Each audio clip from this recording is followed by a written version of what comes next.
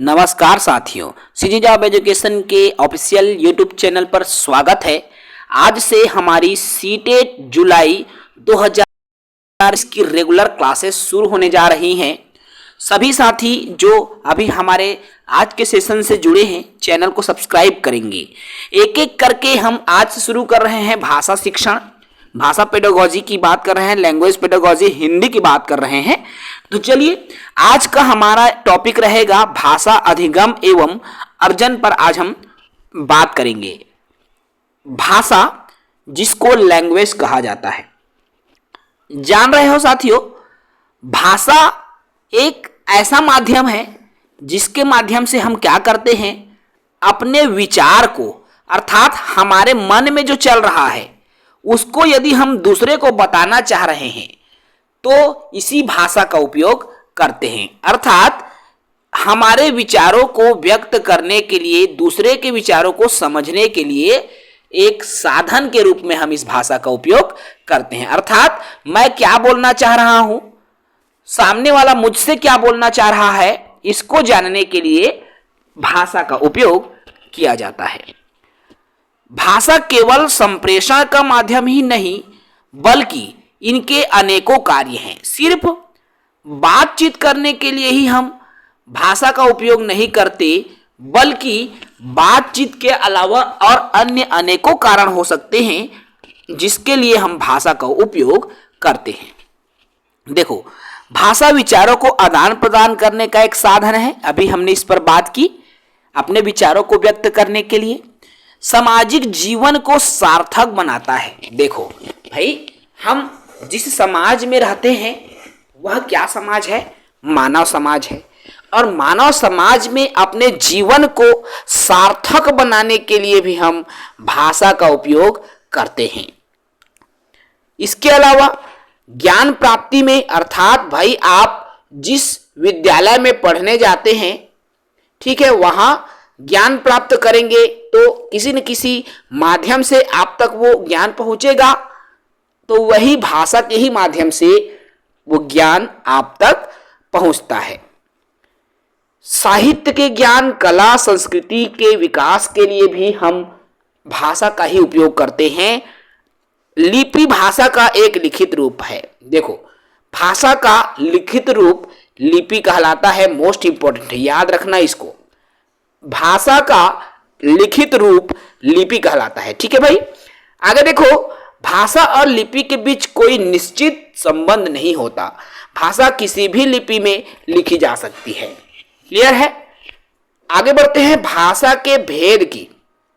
भाषा के कितने भेद किए गए हैं? तो साथियों, भाषा के 3 भेद किए गए हैं। कितने गए हैं भाई? तो भाषा के 3 भेद गए हैं।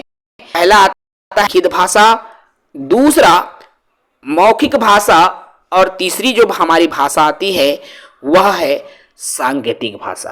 अर्थात लिखित, मौखिक और सांकेतिक रूप में हम भाषा का उपयोग करते हैं। अर्थात हमको, जैसे हम अपने विचारों को सामने वाला को जब हम बताना चाहते हैं, अपने फीलिंग्स को जब हम बताना चाहते हैं, या तो लिखकर हम अपनी बात को बता सकते हैं, है ना भाई, लिख के बता सकते हैं हम अपनी बात को, या हम बोलकर बता सकते हैं, या हम इशारा के माध्यम से भी बता सकते हैं। तो ये 3 टाइप्स हैं भाषा के। ठीक है, किसके? लैंग्वेज के। क्लियर है? लिखित, मौखिक और सांकेतिक। तो याद रखना भाई, यहां से भी आपका क्वेश्चन बनता है। आगे बात करते हैं भाषा अर्जन। अर्जन जिसको इक्विजिशन कहा जाता है। देखो भाई, अर्जन अच्छे समझेंगे इस चीज को। तो मनुष्य में जन्मजात क्षमता है भाषा को अर्जित करने की। अर्थात बच्चे या कोई भी मनुष्य में भाषा अर्जन की जो क्षमता होती है वह जन्मजात होती है। अर्थात जब हम जन्म लेते हैं तो हम भाषा सीखने लगते हैं। जैसे मैं मातृभाषा को कैसे सीखा? मैं जिस परिवार में जन्म लिया और मेरे परिवार के माता पिता, दादा दादी, चाचा चाची जिस भाषा को बोलते थे, मैं उस भाषा को क्या कर लिया? सीख लिया। अर्थात ना तो इसमें गुरुजी की जरूरत पड़ी, ना ही ग्रामर की जरूरत पड़ी, ना ही किसी अन्य मदद की जरूरत पड़ी। मतलब केवल मैं सुन सुन के भाषा ला सीख गए। तो अपन माता पिता ले सुन के सीख गए, अपन चाचा चाची ले सुन के सीख गए, मतलब सुन सुन कर हमने भाषा को सीख लिया। तो यही भाषा अर्जन कहलाता है। अर्थात ना तो इसमें टीचर की जरूरत पड़ी, ना ही विद्यालय की जरूरत पड़ी, ना ही व्याकरण की जरूरत पड़ी। अर्थात केवल हमने सुनकर उसको सीख लिया और यही भाषा अर्जन कहलाता है। अर्थात बिना व्याकरण के, ठीक है, सहज रूप से हमने प्रयोग करना सीख लिया, यही भाषा अर्जन कहलाता है। क्लियर है भाई? देखो यह क्या है? एक स्वाभाविक प्रक्रिया है, स्वतः हमने इसको सीख लिया, किसी की हेल्प की जरूरत नहीं पड़ी। कैसे सीखा? वातावरण के प्रभाव से। मतलब हम जिस माहौल में थे, हमारे माता पिता, हमारे दादा दादी, समाज के लोग, रिश्तेदार उसी वातावरण में अर्थात उसी भाषा को उपयोग कर रहे थे, इसलिए मैंने सीख लिया उस भाषा को। एक सहज प्रक्रिया के रूप में मैंने सीखा। अचेतन मन से मैंने इसको रटने की जरूरत नहीं पड़ी मुझे, न ग्रामर के नियम को मैंने रटा। मतलब अचेतन अवस्था में बिना चेत के मैं ग्रामर को सीख गया, मतलब भाषा को सीख गया, अर्जित कर लिया, है ना। इसी को मातृभाषा कहा गया है। अर्जन का संबंध मातृभाषा से होता है, याद रखना। मतलब अर्जन किस भाषा करते हैं? मातृभाषा, जो हम अपने मम्मी पापा से सीख रहे हैं। ये एक अनौपचारिक क्रिया है। ये पॉइंट आपके डायरेक्ट एग्जाम में आता है मेरे दोस्तों, ठीक है, तो बिल्कुल आपको इसको ध्यान देना होगा भाई। चलिए आगे बढ़ जाते हैं। भाषा अर्जन किस प्रकार होता है? देखो, अब भाषा अर्जन तो करते हैं, लेकिन बच्चे कैसे भाषा को अर्जित करते हैं? चूंकि हम में एक इंसान है, तो इंसानों में भाषा सीखने की स्वाभाविक क्षमता होती है, अर्थात वो उसको अर्जित कर लेते हैं, अर्जन कर लेते हैं, है ना। अर्थात जब बच्चा पैदा होता है, जिस परिवार में पैदा होता है और जिस माता पिता द्वारा वो भाषा बोली जाए, उसी भाषा को बच्चा सुनकर, देखकर और बोलकर सीख जाता है। ठीक है, तो मातृभाषा को ही बच्चा अर्जित करता है। अब ये मातृभाषा होता क्या है, तो इसको देखो। किसी भी व्यक्ति के लिए यह एक पहली भाषा, अर्थात मातृभाषा फर्स्ट लैंग्वेज भी कहा जाता है। अर्थात जिसे अपने घर के द्वारा, अपने घर में माता पिता से जिस भाषा को सीखी जाती है, उस भाषा को मातृभाषा कहा जाता है। क्लियर है दोस्तों? तो मातृभाषा एक अर्जन प्रोसेस है, अर्थात इसको अर्जित किया जाता है। याद रखना, अर्जन और सीखना यही दो चीजें हैं। तो अर्जन समझ में आ गया, भाषा अर्जन। अब हम बात कर रहे हैं भाषा अधिगम की।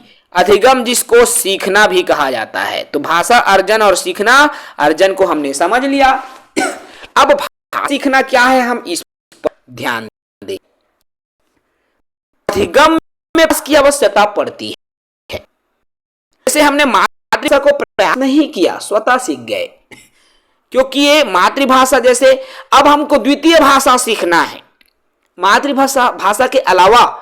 जैसे अंग्रेजी, मैंने मान लीजिए मेरे को अंग्रेजी नहीं आता, मुझे अंग्रेजी सीखना है, तो अंग्रेजी में कैसे सीखूंगा?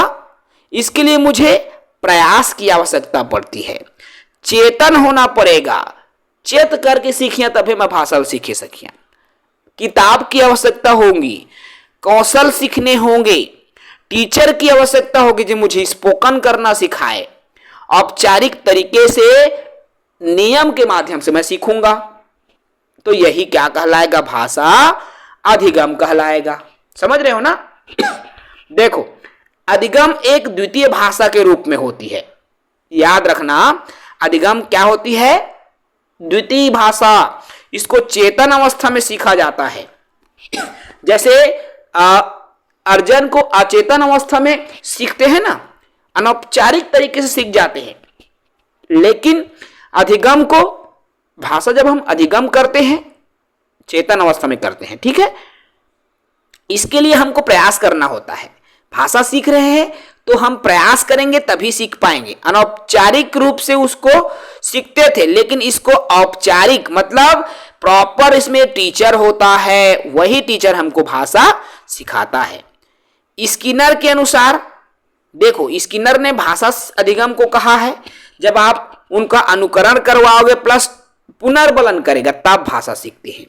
वाइगोत्स्की ने कहा सामाजिक क्रिया से बच्चा भाषा सीखता है, व्याकरण के माध्यम से भाषा सिखाया जाता है और प्रिंट समृद्ध वातावरण के माध्यम से भाषा को सिखाया जाता है।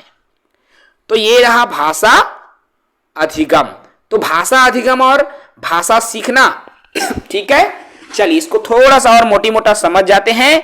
अधिगम और सीखना क्या है? तो अधिगम जिसको अचेतन अवस्था में सीखते हैं, अर्जन को, है ना, अर्जन मतलब मातृभाषा, इसको चेतना की जरूरत ही नहीं है, सुन सुन के सीख जथन चकर मकर करबो तब सीख जाबो।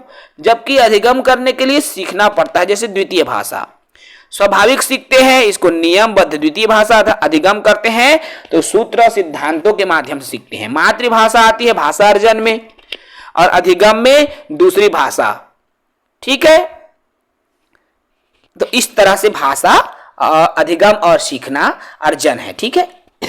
अब भाषा अर्जन और भाषा अधिगम के बीच में जो मुख्य अंतर क्या होता है? देखो, पहला तो होता है वातावरण का अंतर होता है। आपको वो वातावरण मिला, आपको वो माहौल मिला, आप जो भाषा सीखे उसको मातृभाषा का नाम दिया गया। जो भाषा आपने माहौल से सीखा, वातावरण से सीखा, उसको मातृभाषा का नाम दिया गया।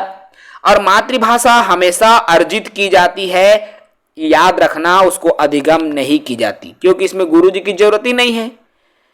बच्चा एक से अधिक भाषाएं सीख सकता है वातावरण से। वो हिंदी जानता है, जब उसको आप विदेश में छोड़ दोगे, अमेरिका जैसे जगहों पर जहां पर लैंग्वेज इंग्लिश है, तो बच्चा इंग्लिश भी सीख जाएगा। साउथ इंडिया में यदि आप उसको भेज दोगे, बच्चा दक्षिण भारतीय जो लैंग्वेज है तमिल, उसको सीख जाएगा, ठीक है। अब लक्ष्य भाषा, इसी को हम दूसरी भाषा या स्कूल की भाषा कहते हैं। टारगेट लैंग्वेज, याद रखना, अगर टारगेट लैंग्वेज कौन सी है प्रश्न आ गया तो द्वितीय भाषा बोलेंगे या वह भाषा जो स्कूलों में हम सीखते हैं।